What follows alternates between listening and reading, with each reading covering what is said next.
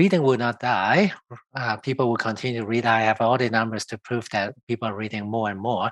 But we also have to make sure reading as an activity is relevant.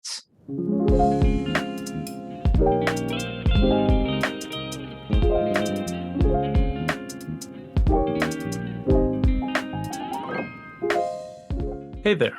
Welcome to another episode of Impact in the 21st Century, a podcast by Simbi Foundation. If you've listened before, welcome back. And if you're new, thanks for tuning in. My name is Aaron. I'm the host of Impact in the 21st Century, which is a podcast that celebrates the important work of thought leaders around the world, shares the stories of the inspiring individuals who are behind it, and teases out how we can all lead more impactful lives. I've been looking forward to sharing this episode with you for a while. Today's guest is Allen Lau, the co-founder of Wattpad, an online reading platform, which gives its users the ability to read and write original stories. The platform has over 94 million people, including 5 million writers, who spend over 23 billion minutes a month on the platform. And many of the original stories on Wattpad have been turned into incredible films on streamers such as Netflix. I personally love Wattpad's mission to keep people reading, and their approach, as well as the founding story, is deeply inspiring. Make sure to stick around to hear Allen's thoughts on where he sees the future of reading, and hear the story of just how close Wattpad came to failing, and how Allen's perseverance paid off. We're lucky to have organizations like Wattpad thinking about keeping people reading. At the time of this recording, a new study has just been released showing how US reading levels have declined between 2020 to 2022 at rates not witnessed in decades. It's at times like these that we truly do need organizations thinking about the positive activity of reading. Before we dive in, I'd like to tell you about an organization behind the creation of this podcast. Simbi Foundation is a non-profit organization working in collaboration with the United Nations to enhance access to education in refugee settlements in Uganda. Simbi Foundation builds BrightBoxes, solar-powered classrooms built from shipping containers that provide educational technology, digital learning materials, and sustainable energy through a microgrid to power entire schools and communities. Feel free to learn more at simbifoundation.org. And if you like the episode, consider donating to this impactful organization. Thanks for listening.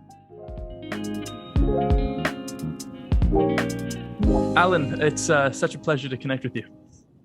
Yeah, really, really honored to be here as well.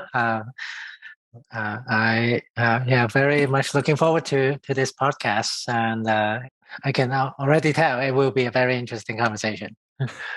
I've been a huge fan of you and your wife Ava and your asset framework for quite some time. So it's really a pleasure for me to have the opportunity to speak with you. So glad to hear that. And Allen, where are you at the moment?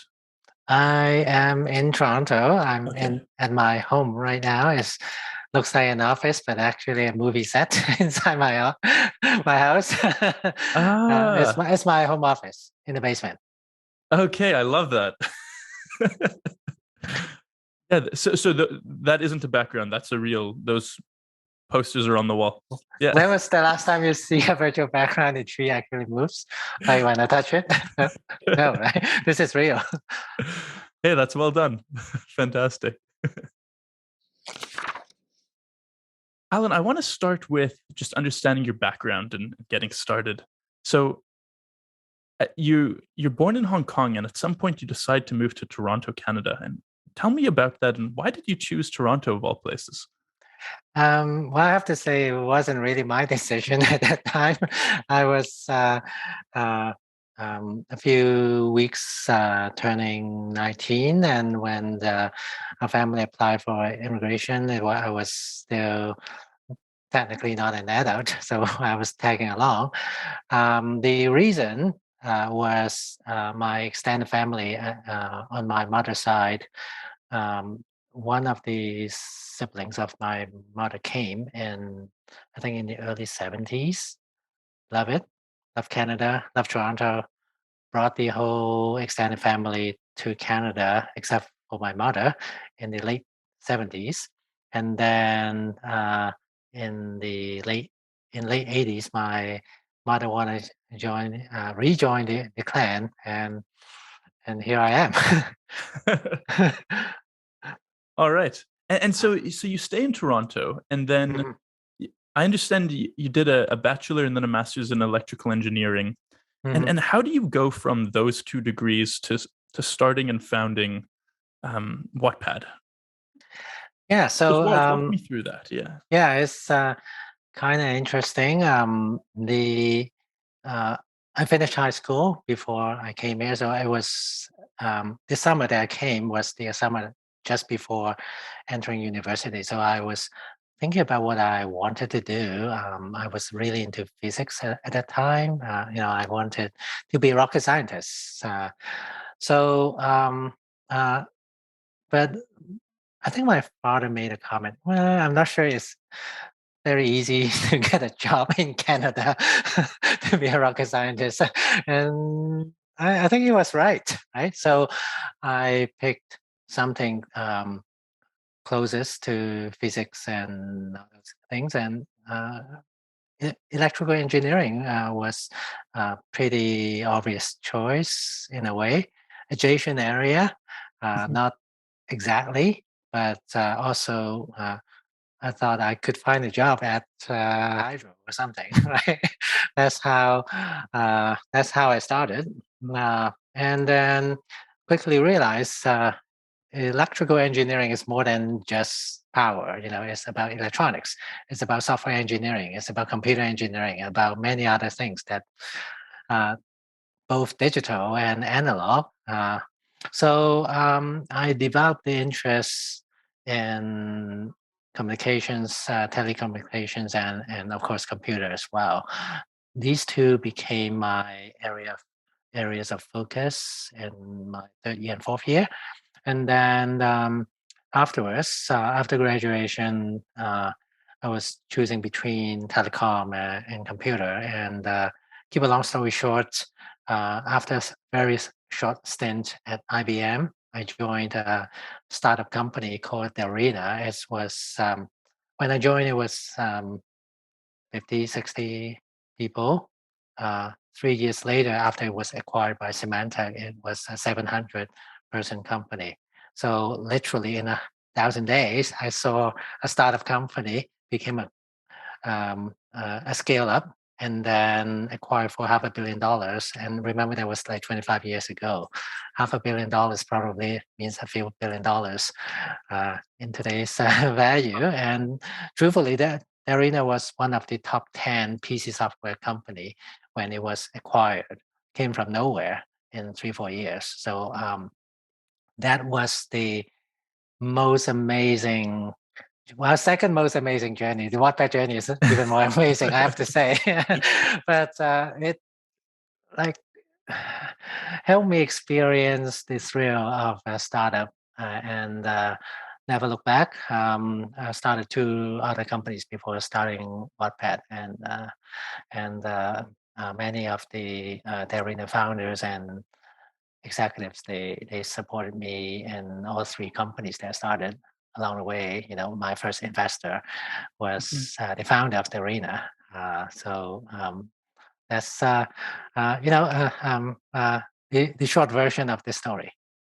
So you leave Arena and then you go on to start Feed M8 and then you go on to start Tira and then Wattpad. Is that the correct? No, it's after the Symantec acquisition. Stay with Symantec for a few more years, and then some of the ex-Arena people started BrightBox, which is venture capital as well as an incubator. At that time. Now it's mainly venture investing, but at that time I joined the incubator when the incubator was also a startup, and then within the incubator, Tira was born out of the incubator. We grew from 3 co-founders to almost 200 people. Raised I think $30 million, and that was year 2001. Right after the bubble burst, the dot-com bubble burst. So it was a very interesting experience as well. And then it's a complicated story, but the story was after Tira, which was successful for a time, but eventually it failed. I started Wattpad in 2006. So Wattpad was actually the second company, not the third company. But Wattpad did not gain any traction. So my co-founder Ivan and I, while Wattpad was trying to gain traction, we started another company on the side that's FeedMate. And while we were working on two companies simultaneously, so Okay. it's a complicated story, but that's the gist of it. I appreciate you sharing. I'm gonna want to dig more into that. Mhm. So I understand that when you and Ivan came together, if I understand correctly, you were quite passionate about making reading possible on a Razr phone, Motorola Mhm. Razr. And I Mhm. think Ivan was doing some work in terms of developing a writing side of the platform that Mhm. users could publish their content. Is that correct? Yes, yes. The genesis of Wattpad, even though the company was started in 2006, the idea actually started in 2002 when I was the CTO and co-founder of Tira. So Tira uh, was a mobile gaming publisher. So we publish our own games, including NHL Power Shot Hockey. We license the NHL brand from NHL and also help other companies like Disney, for example, Finding Nemo on the Nokia phone. People actually play Finding Nemo on Nokia phone at that time. Mhm. Uh, we help them publish globally. So that's the business.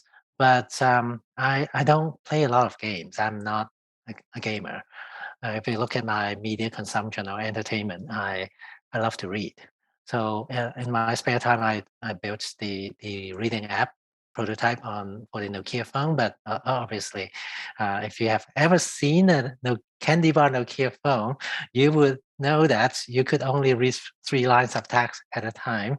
And to read a paragraph, you have to press the down arrow a million times before you finish that paragraph. So it's so unusable. Mhm. So um, after building the prototype, I knew the no one would use that. The technology wasn't good enough to do that. Mhm. And then fast forward to year 2006, the most popular phone was the flip phone, which has a much larger screen. So you don't have to down tap the down arrow a million times, perhaps 1,000 times. You can read a paragraph, and that's prompted me. Perhaps it's good enough. The technology is good enough. Let me restart the project. So I was busy coding in the basement, and out in the blue, Ivan, whom I met at Tira. He was the first few employees at Tira, so we knew each other for a few years. He pinged me, "Hey, Alan, I'm working on a new product idea. Can you give me some feedback?" And when he sent me the link, I saw the mobile reading app, which is exactly the same thing I have been working on in my basement. And on top of that, he also built a website where people can share the writing and read on the phone. Mhm. So you're absolutely correct. I built the mobile reading app. I've independently built the mobile reading app and the reading website and connecting the two together. Wow.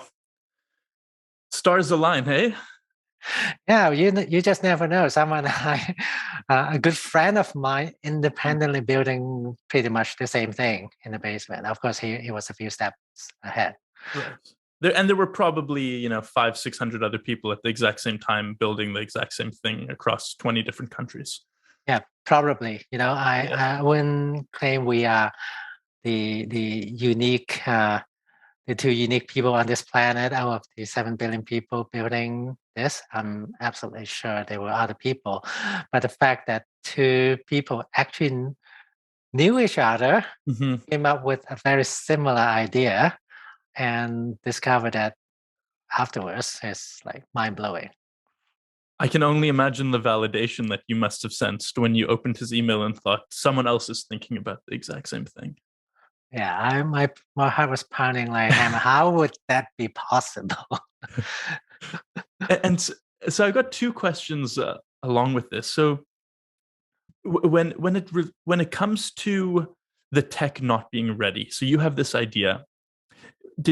Were you thinking, okay, mobile phones are becoming more pervasive, and eventually the tech is going to get good enough for me to do this idea, and I'll just put it on the back burner for a little while? Yeah, this is uh, absolutely right. Um, the If you had a chance to use the Razor phone, you probably, especially in today's standard, uh, it would not be good enough. Mhm, But when you see the trajectory from the black and white phone to the color black and white Nokia phone to the color Nokia phone to the Razr phone, you can project like the phone capabilities, the screen size, and all those things. Perhaps the mobile network. Uh, these things are progressing every month, mhm, every day, pretty much. So at some points the device would be good enough, and you don't want to wait until then because by then there are 1,000 companies doing the same thing. Timing is crucial for any startup. You kind of have to capture that moment in time, but by capturing that, you need to stay one step ahead. mhm. Absolutely. And Alan, I guess alongside that, so you were saying you were building a mobile gaming company, Yeah. and you don't really like gaming. And I'm curious how much of starting Wattpad was around wanting to scratch your own itch and wanting to just be able to use and enjoy what you've developed, and how much of it was around just wanting people to read more as opposed to game more. Uh, I think it's I would say many founders would say the same thing, and I'm not the only one saying this. Is we are the founders are the first customer or first user of your own product because of your own experience, because of your own interests, because of your own desire. You you would tend to build something that you would use, and this is my case. Uh, I love to read, and if you look at my media consumption, that's pretty much the bulk of my time Hmm. would be reading rather than listening or watching or playing. So, and of course, reading. We all know that reading is good, right? No one would say you read too much, right? Hmm.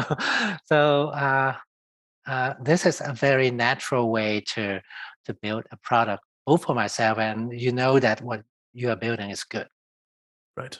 As someone who has been in the reading and creating industry for so long, what trends are you seeing right now as it relates to reading? And the reason for the question is, on one hand, I know that Wattpad is reporting such remarkable growth and also time spent on the platform reading, but at the same time, quite often we're seeing countries like the U.S. with Mhm. declining literacy rates and literacy on the decline. And I'm wondering, yeah, how the different trends you're seeing in different places.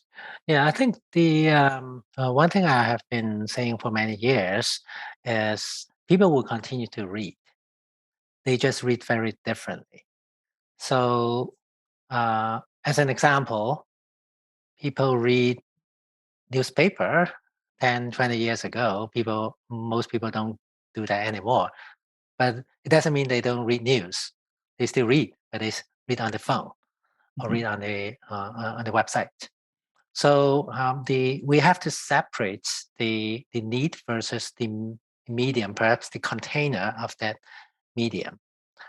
At the same time, of course, people have limited time. You're not counting sleeping or working or studying. You're probably on average, an average person has 4 hours to themselves.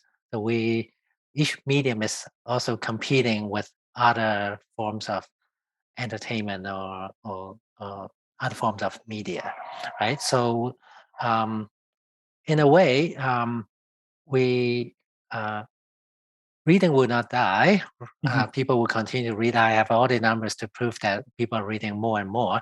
But we also have to make sure reading as an activity is relevant. Well said. Yeah, it reminds me of a conversation I was having with one of my supervisors. So I'm just finishing up a PhD in econometrics, actually looking at the impact of reading while simultaneously listening. And as a student with dyslexia, the way that I learned how to read was by reading books and listening to the same audiobooks, and that bimodal effect really helped me, and that's what I spend a lot of time on, and that's what Simbi as a company does. And so one of my supervisors is an author named Wade Davis, and him and I were recently speaking, and he was saying that he's published about 40, maybe 45 books. And on Amazon, what's happening is he's getting reviews on Amazon. We love your writing, but could you write some shorter books?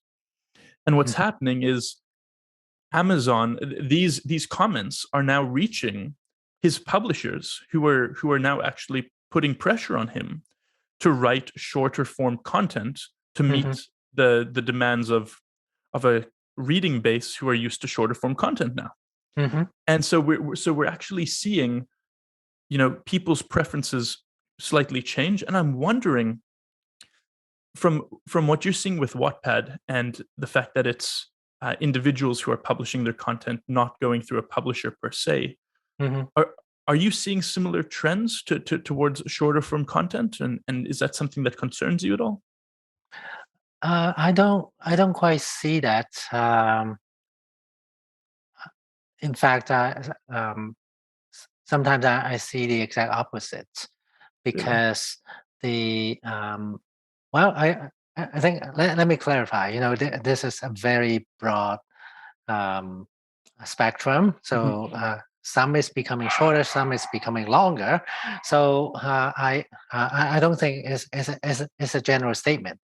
However, what I would like to say is, why 20 chapters for a fictional book, for example, or novel. It was the standard. It's not because this is the most optimal length. It's because if you publish on paper, you cannot publish a book with 10 pages, right? It has to be certain size, right? But you also cannot publish a single book, not a series, a single book with 10,000 pages. No one would buy a book like 2 feet long or thick, right?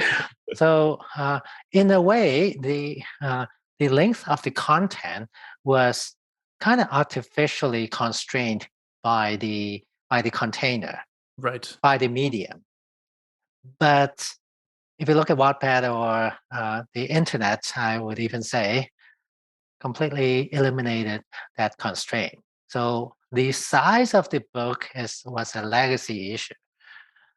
So what we have seen on Wattpad, because you can write 2 chapters, and you can write 20 chapters, and you can write 200 or even 2,000 if you want. There's no limit. We don't have that constraint for the most part, at least. So when people are break free from that constraint, they would be very innovative. Whereas we see some stories that are hundreds of chapters. If the plot allows that, if the universe allow that, if the universe is big enough, then you can have multiple books. It never ends. It's entirely up to your imagination. Right. I love how Wattpad has eliminated and freed that container issue. I actually hadn't thought about it in that context. It's fascinating. Now, you've got this amazing platform. You've got 94 million people who use Wattpad, who read and consume and create. And the impact on the planet is just tremendous. And I'm wondering how you and your team think about the behavioral change that you're able to create intentionally or unintentionally, and what sort of things you think about when you're trying to, for example, motivate more reading or motivate more content creation and writing, and how you think about that. Yeah, I think I do want to share one example. It was more than 10 years ago. I think it was 2009 when I received an email from a user. We were still very small at that time. We received an email from a user in Africa, and this person mentioned to me, it's a thank you email. Thank you so much, Alan. Thank you so much for creating Wattpad. Uh, your creation allowed us access uh, to reading material, to books, to classic books, to many literature that we couldn't possibly have access. Where I live, we don't have bookstore, we don't have access to books, but I have a phone, and with that, through Wattpad, I can read. And that was the aha moment. We never we knew Wattpad would be very global and international, but that was the aha moment that, oh my goodness, we are actually making impact on someone that I've never met before, 4,000 or 5,000 miles away. I probably will never see this person in my entire life, but it could be life changing to that person because it's digital access, it's free, it's global. This person can access content created anywhere on this planet from where he's sitting or standing using the phone. As simple as that. This is game changing. This is disruptive. This is something that wasn't possible in the traditional publishing because in the old days, someone has to print the book, ship it across the ocean, and find a bookstore. The bookstore have to sell this, and you as a reader, you have to have the money to buy this, right? There's so many steps, so many hurdles along the way, and all those hurdles are gone. So this is absolutely game changing and life changing for many people. Yeah, yeah, and it's beautiful how at the stage and size that you're at, you still take the time to go back and reflect on the individual people who it's helping. I love Yeah, that. I would say that email in a way was the aha moment to um, kind of not change the business, but expand and perhaps have a, a new perspective, not different, but new perspective on how we run the business. Because even though we are not making money from some users, and that's perfectly okay, but we are providing values, uh, uh, providing a lot of impact on Mm, these people, and uh, in a way, it turns Wattpad, a for-profit private company, into still a for-profit private company, but also a mission-driven company. absolutely. Yeah, and I think it's pretty clear from your company, from the user experience as well as just from the marketing side, how mission driven you are. Mm-hmm. I was reading Yuval Noah Harari's 21 Lessons in the 21st Century, and he talks about how Spotify are going to be getting to this place where they have the AI and ML to know which songs make you the happiest, give you the Mm-hmm. highest level of satisfaction or utility, and Mm-hmm. to constantly optimize and play those playlists for you. Mm-hmm. And I understand that Wattpad are doing some incredibly innovative work in the machine learning and AI space for discoverability and content Mm-hmm. creation. And I'm wondering, I'd love to learn more about that. And I'd also like to understand, do you think we can get reading and Wattpad to a place where I could be perusing Wattpad and it could know, hey, this guy's probably in the mood for this 5-minute read on this and can provide me with tailored insights to just keep me reading more often? Are we moving in that direction? I would say yes and no. Machine can do a lot. Machines can do a lot that human cannot. For example, we have over a billion uploads. We are seeing a million new uploads every day in over 50 languages.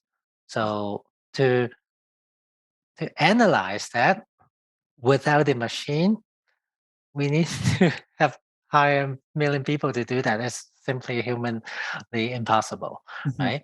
So machine will help us understand the content programmatically, and also understand the audience. We know uh, which country or which city this reader is coming from, when this reader is reading, and what this person is reading, and and all those data. And of course, it, Wattpad is a community, so the readers can post a lot of comments. We see a few 100 million comments every month. So Mhm. that's a lot of comments. They analyze the comments. Also, it's humanly impossible. We have to rely on the machine. So connecting all the dots, Mhm. only the machine would be able to uh, serve close to 100 million people, monthly users, really well to cater to the taste. Because I cannot put a human behind the screen and, okay, this person might like this, and let me recommend a story to this person manually. That's just not possible. However, there's one thing I always told the team. We are not trying to use machine to replace human. Mhm. We are using machine to turn our employees, our human, working on the product, or maybe some volunteers or whoever working on Wattpad, turn them into superheroes. So there's a distinction between the two. There's only so much the machine can do. There are so many things that human can can do a whole lot better job, and we have to focus on the strength on each one and combine them. Understood. I love Wattpad's mission and vision to entertain and connect the world through stories, and supported by the mission of using the power of community and technology to unleash the potential of stories to the world. Um, and I'm wondering, so that's where we are today, and that makes a lot of sense. But when you were first building Wattpad, Mhm. year one and year two, did you have that mission and vision? No. I would say nowadays we have 100 movie TV shows, and publishing projects in Mhm. development right now in 5 continents. It's Uh, amazing. and uh, uh, if you asked me 15 years ago when I started the company, I would ask me, Alan and Ivan, are you going to make movies? I would say, of course, no. I don't connect the dots. Mhm. But that's the beauty of building a business. We have never pivoted. We started day one. We were a product. Wattpad was a product to read classic books on the feature phones, on Right. the flip phone. And guess what you can do today on Wattpad? You can still read Pride and Prejudice on your phone on Wattpad today. So we haven't quite pivoted. We have never pivoted. The tagline day one when we launched on our website was read and share stories on your mobile phone.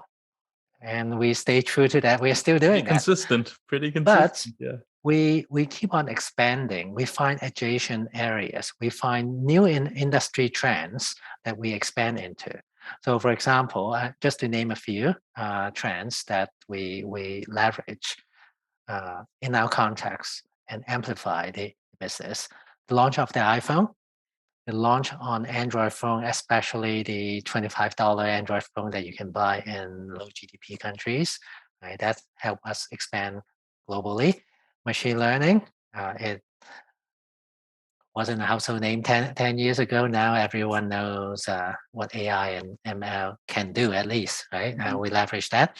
Uh, why making movies and TV shows? Because there's an explosion in demand for content, streaming, right? Mhm. I'm just naming a few industry trends that help us. There are much more than what I just mentioned. These are the trends that we can leverage to help us expand the business in adjacent areas and Right. make the footprint a little bit bigger and bigger over time. So come back to your original question about the vision. Even though we never thought about making movies 15 years ago, I think around 10 years ago, we changed the company vision. We were still very small. We were like 20 people, 30 Mm-hmm. people at that time. Changed the company vision to what you see today, to entertain and connect the world through stories. And you may notice that, and that was very intentional. You may notice that there's no mention of books. Yeah. There was no mention of publishing even. So we purposely kept that very simple because we already had the movie idea at that time, about 10 years ago, when we didn't start the movie division like 5 years ago. So we had the idea, and that's why we use the word entertain, because entertain captures reading, writing, but also watching, but also listening. You know, we capture all that, and connect. We already had. Wattpad is very strong in connecting readers and writers. We want to build a global business. That's why you see the word "world" Mm-hmm. in um, in our vision. Uh, and of course, we are a storytelling company. We focus on storytelling. We don't want to do anything else. It's not a publishing company, because publishing, you may be publishing things that might not be a story. So we Right. want to focus on story. And these four things, uh, people will always want to be entertained. People always want to be uh, telling or listening to a story. And people always want to be Mm-hmm. connected. And these things will last for decades and centuries. We'll never need to change the vision of the company ever. And that was very, very intentional. Understood. I appreciate you breaking that down. That makes a lot of sense. It's helpful to understand your thinking and process with it. Now, Alan, in the first 2 years of the company, I understand that one, it wasn't what investors would necessarily consider a commercial success. But on top of that, I think it took a few additional years until the first book was actually uploaded. Mm-hmm. And I'd love to hear one about the process of, giving people the opportunity to publish and really not seeing any click through on that for a little while. And then understanding how later on you have this publishing or people are creating content, and later on eventually one of these turns into a movie, then two, then three. And I'm wondering if there are any parallels or similarities that you felt with the first book being published and then later the first movies getting developed from the content. Mm-hmm. I would say no one wants to be the first one. Everyone wants to be second one, right? Mhm. This is especially true for a company like Wattpad, which is, in a way, you can see this as a marketplace, a double-sided marketplace. One side's reader, the other side's writer, and and when there's no readers, there's no incentive for any writer to upload the content, because the number one thing that a writer is looking for is audience, the fan base. We couldn't provide that, and without uh, any content, there would be no reader, because there's nothing to read. So how can I attract the reader? So it's a chicken and egg problem for this type of marketplace companies. So to bootstrap that, that's why we imported so many classic books. At least the supply side of content is taken care of. It might not be the right type of content. We always want user-generated content, but to kickstart that, we need something Mhm. else. You'd see the supply. Exactly. So the upload button, the right button, or the right screen was there since day one, but no one tapped on that, no one clicked on that for 2 years almost. It sounds crazy, but that's true. Perhaps we didn't do a very good job in marketing to the writer at that time, but that's beyond the point. I think we did the right thing. The classic books brought in perhaps a few thousand writers that willing to come back over and over again to use the product. It was also very unique at that time. For any company, you need a differentiator. Uh, and for us, it may sound like a very small niche, but there were, and there still are a lot of people who would love to read classic books, but they might not want to read this on paper. They might be commuting. They might want to read this on a train, uh, on a device that they carry all the time. So that was our, in a way, the wedge into the market. That was our unique differentiator, mobile reading for classic books that allow us to attract the first few thousand readers. Once we have that readers, 2 years later, we attracted the first writer. And then once we have some unique content from that writer, it's just snowball afterwards. I used the word snowball, but it's not overnight. It still took months and years before it became a scale. So what you're describing there, I guess what you're describing there later on when the company is more established, fast forward after your first vision, after your first 10-year plan has been published, and that has really been achieved, or the majority of that's been achieved. That's when you start seeing people's original content on Wattpad actually being licensed as film and movies. Is that correct? Yeah, we thought about the movie idea 10 years ago, but very similar to writing. It took time to gain traction. It took time to gain enough trust from the writers, and in this case, perhaps the movie producer or TV show producer to be interested in turning some of our stories into movies or TV shows. While we were thinking about how we tackle this and approach this in 2014, 2015, I think it's 2014, if I'm not mistaken.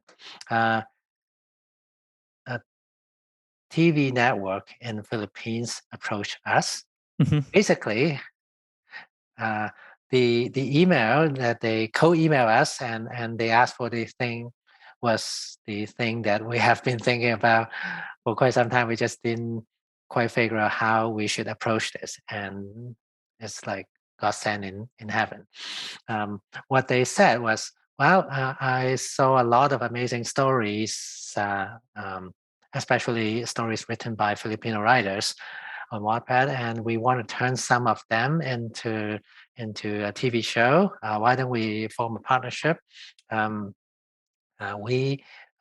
tell me which stories would be appropriate to adapt to TV show. We'll turn this into in a screenplay, and then eventually we'll be responsible for the production.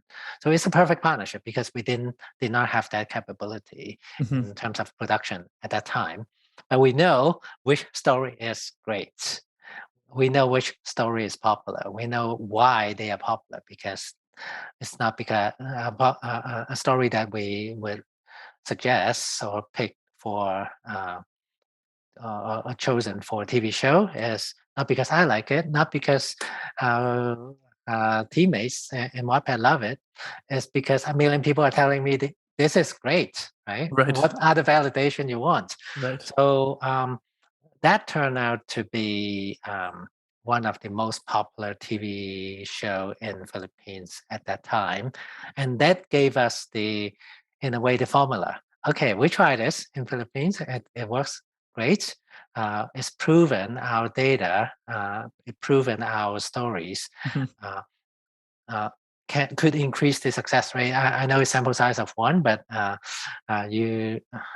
we saw the success, and we try to replicate the same formula across the world, and that's why we started Wattpad Studios in 2016. And now, 6 years later, Wattpad Studios became Wattpad Webtoon Studios, and we are working on 100 projects at any given point in time. Some of the top TV shows or movies on Netflix and other streaming platforms came off our platform, including the most recent one, Through My Window.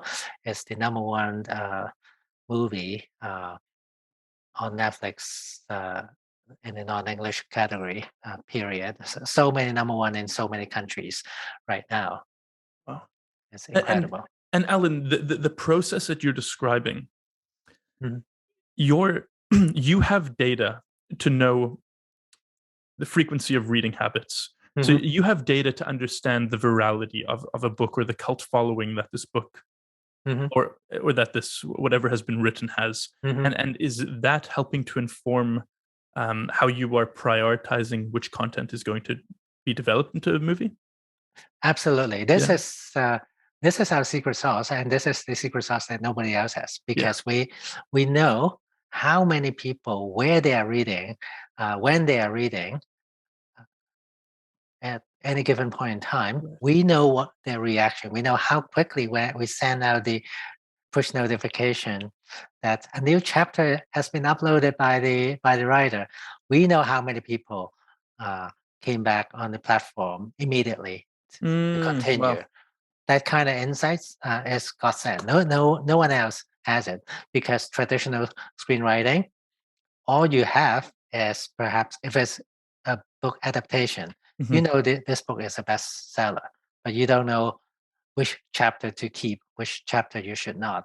And that's why a lot of the book adaptation to movie is not might not the fans might not like it, because they might have cut the wrong thing. It's very hard to compress 400 pages into Right. a 90-page movie script. You have to cut out about 80 to 90% of the content. But we know which part is, even which paragraph is the most important paragraph in the entire story. Mhm.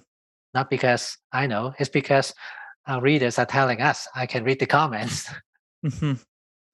You know, something that I love about what you do so much is how beautifully positive behavior of reading is tied to profit.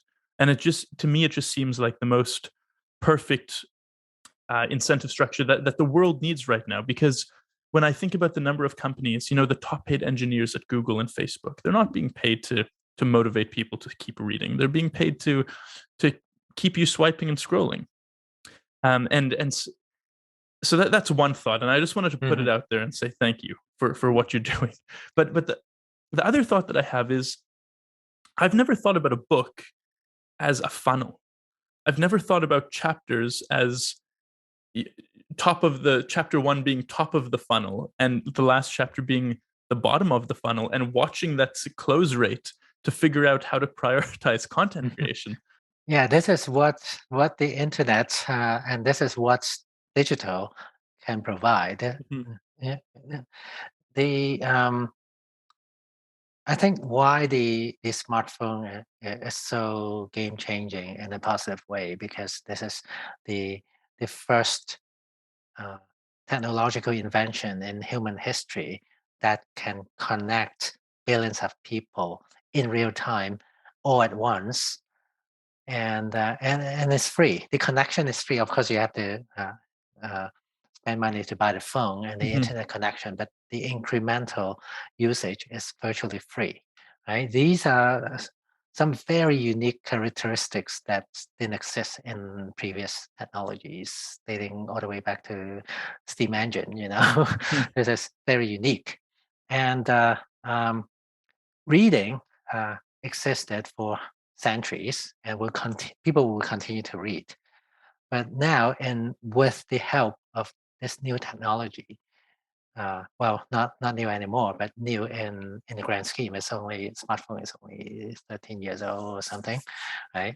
In the grand scheme of human history, it's still a very, very short period of time, and it enables new ways for people to read, new ways for people to write, and new ways to gain insight of that reading and writing that weren't possible before.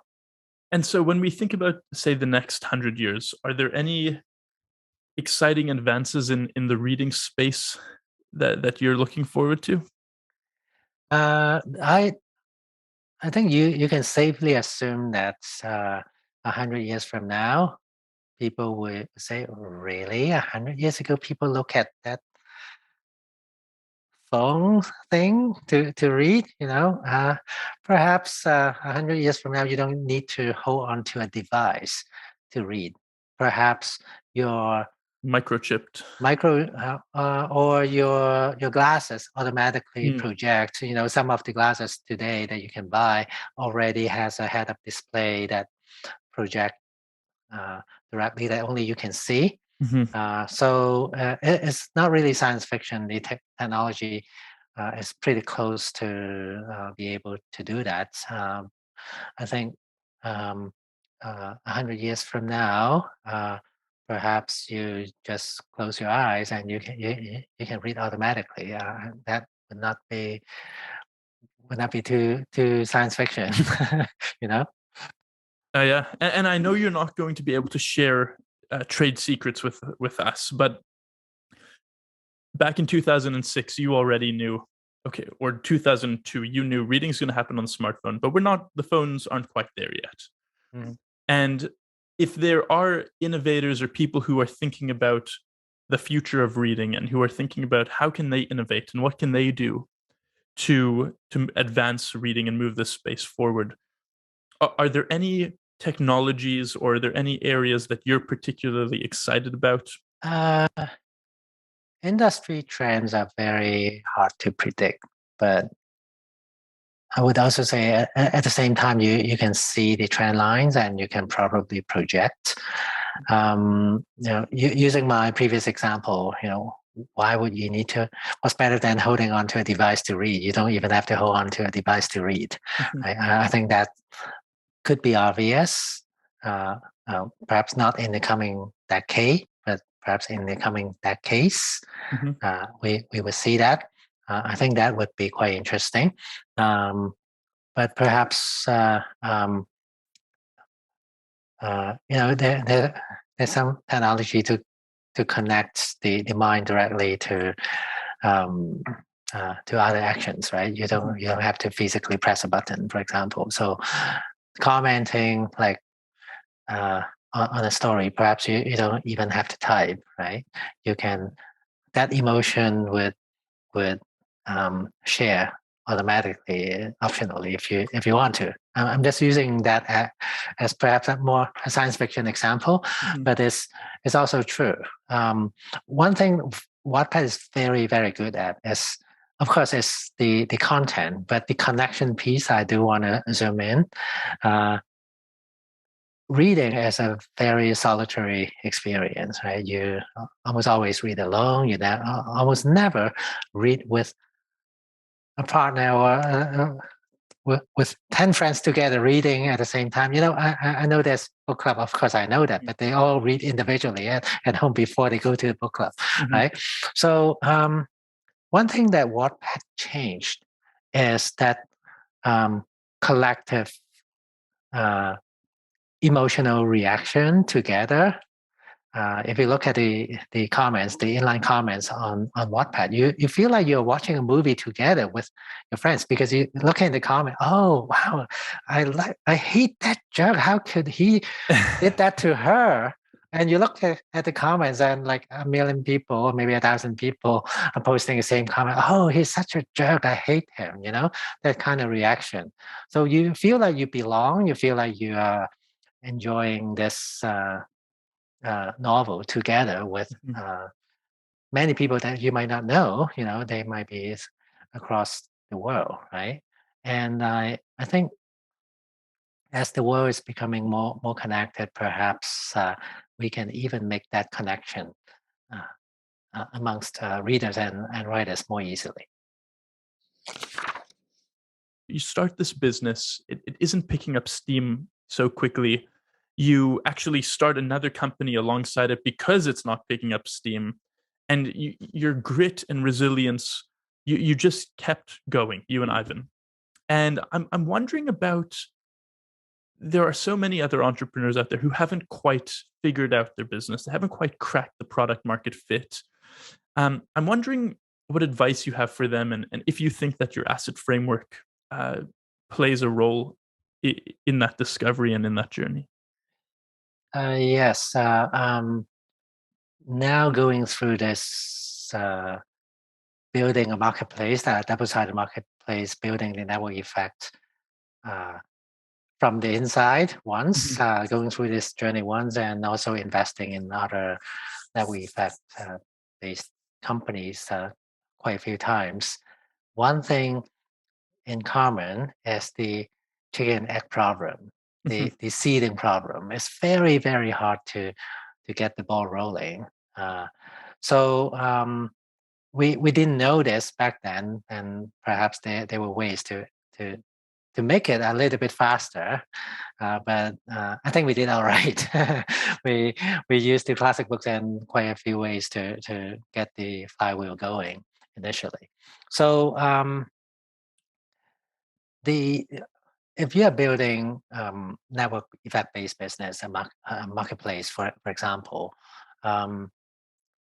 knowing how defining your atomic units. In the case of Wattpad, that's a story.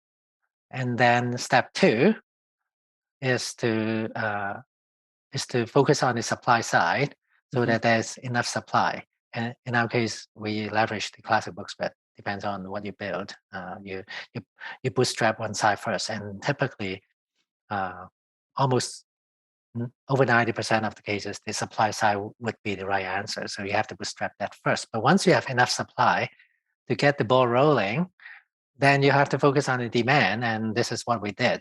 Once we had the classic books and also enough readers to post original content, and that, when I say enough readers, doesn't we have 5 million writers right now, but at that time perhaps a few hundred writers would be sufficient. Then at that time we switched to the demand side, which is the reading side, as much as possible. That's why we focus on building the iPhone app, the Android app. We were the first on the market.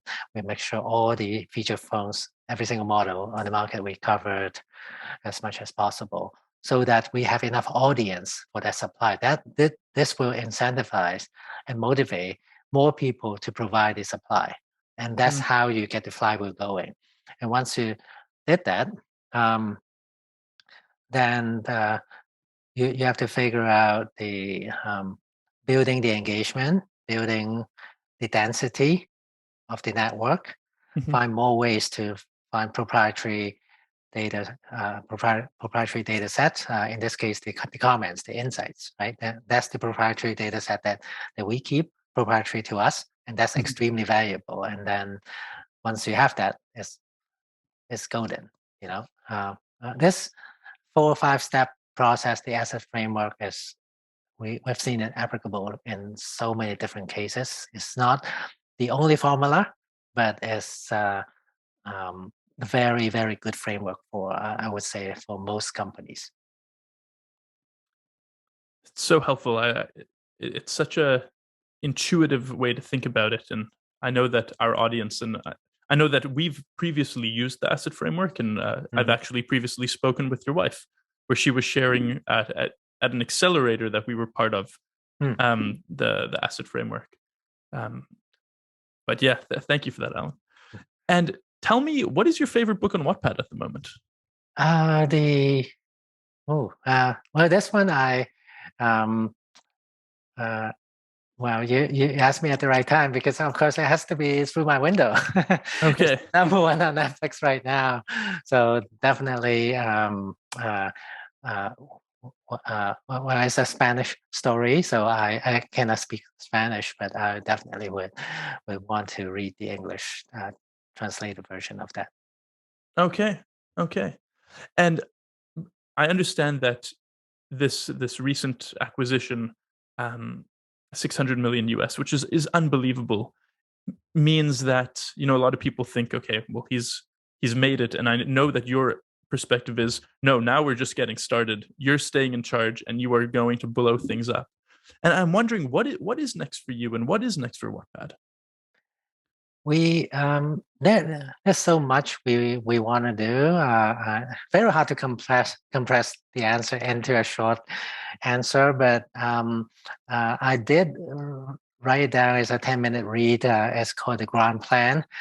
Go search for the Grand Plan, Allen Lau, Wattpad. It's actually on our company website, company.wattpad.com. You would be able to find it. So many things. Reinvent the industry, invest more in machine learning. We're still scratching the surface from that perspective. New forms of entertainment, and finally, help writers to make more money. We are still really scratching the surface on this one. We do want to do this at scale, and creator earnings and creator economy is one of the new industry trend that a lot of the infrastructure enablers already. So and we are in perfect position to capture that. So, Alan, returning to the theme of creating impact through behavioral change, what is the most impactful, significant actions that we and our listeners can do right now to improve our reading habits or to read more often? Is there any recommendations you have on that? In terms of reading, is so accessible these days. You can read all you want on your phone Mm-hmm. for like 724. So there's no excuse. There's sufficient content that you can download or purchase. Purchase is also very easy. Unlike 10 years ago, now it's in-app purchase and all those mechanisms are widely available. So the trick is discovery. Find the right content for you, and building that habit takes time. But building that habit, once you have that habit, it's like cruise control. It's automatic. You don't have to Mm-hmm. think. I can't thank you enough for joining today.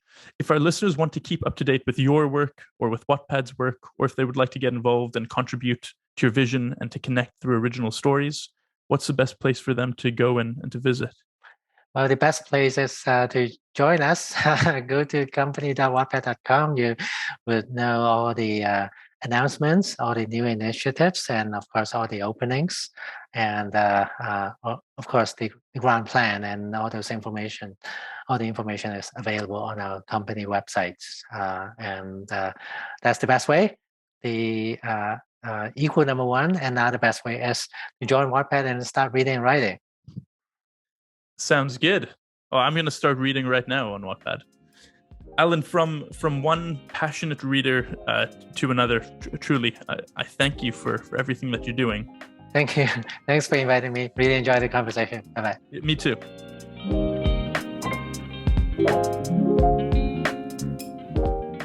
Thanks for listening. We hope you found listening as meaningful as we did. My favorite moment was hearing from Alan about how close Wattpad came to failing, and how analyzing user data helped give them a second life. If you enjoyed listening, please consider subscribing to us on whichever platform you're listening from, and leave us a review or a comment, and let us know your favorite moment, or feel free to recommend a guest for a future episode. And thank you to RBC for sponsoring this episode. Impact in the 21st Century is a podcast by Simbi Foundation. We're a non-profit organization working in collaboration with the United Nations to enhance access to education in refugee settlements in Uganda. Simbi Foundation builds BrightBoxes, solar-powered classrooms built from shipping containers that provide educational technology, digital learning materials, and sustainable energy through a microgrid to power entire schools and communities. Feel free to learn more at simbifoundation.org. And if you liked the episode, consider donating to Simbi Foundation. Thanks again for listening, and see you at the next one.